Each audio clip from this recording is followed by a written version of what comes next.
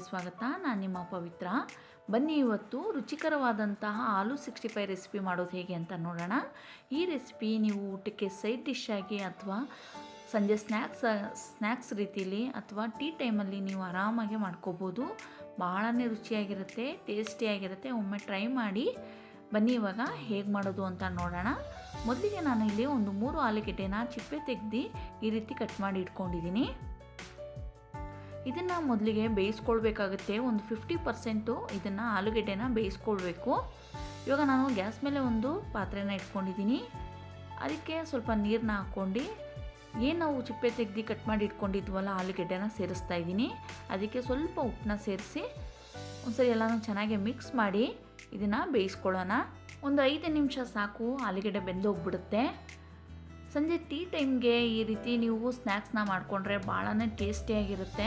ಹಾಗೆ ಮಕ್ಕಳು ಭಾಳನೇ ಇಷ್ಟಪಟ್ಟು ತಿಂತಾರೆ. ಇದ್ರ ಜೊತೆ ಕೆಚಪ್ಪು ಅಥವಾ ಮಯೋನೀಸ್ ಜೊತೆ ತಿಂದರೆ ಭಾಳನೇ ರುಚಿಯಾಗಿರುತ್ತೆ. ಇವಾಗ ನೀವು ನೋಡ್ತಾ ಇರ್ಬೋದು ಆಲೂಗೆಡ್ಡೆ ಬೇಯ್ತಾ ಇದೆ. ನಾನು ಇವಾಗ ಒಂದು ಚೆಕ್ ಮಾಡಿ ನೋಡ್ತೀನಿ.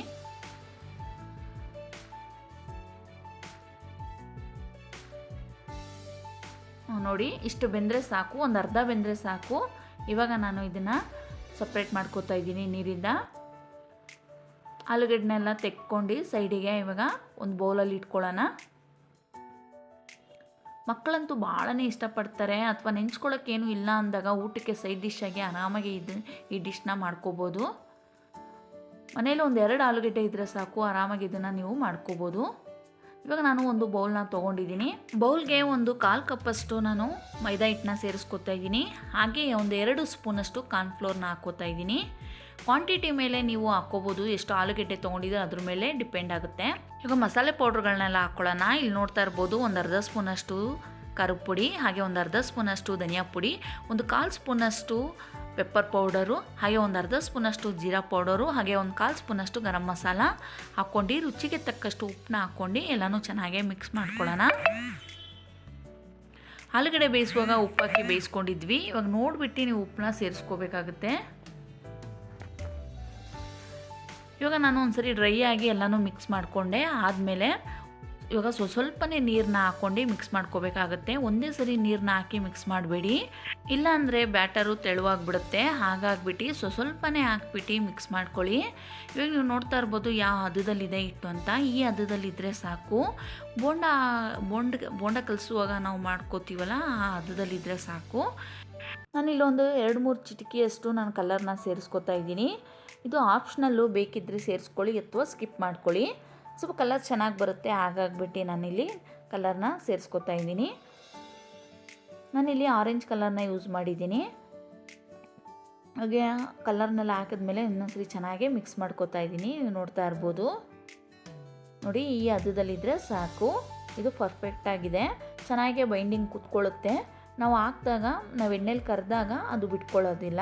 ಇವಾಗ ನಾವೇನು ಬೇಯಿಸ್ಕೊಂಡು ಇಟ್ಕೊಂಡಿದ್ವಲ್ಲ ಆಲೂಗೆಡ್ಡೆ, ಅದನ್ನು ಅದರೊಳಗೆ ಮಿಕ್ಸ್ ಮಾಡ್ಕೊತಾ ಇದ್ದೀನಿ.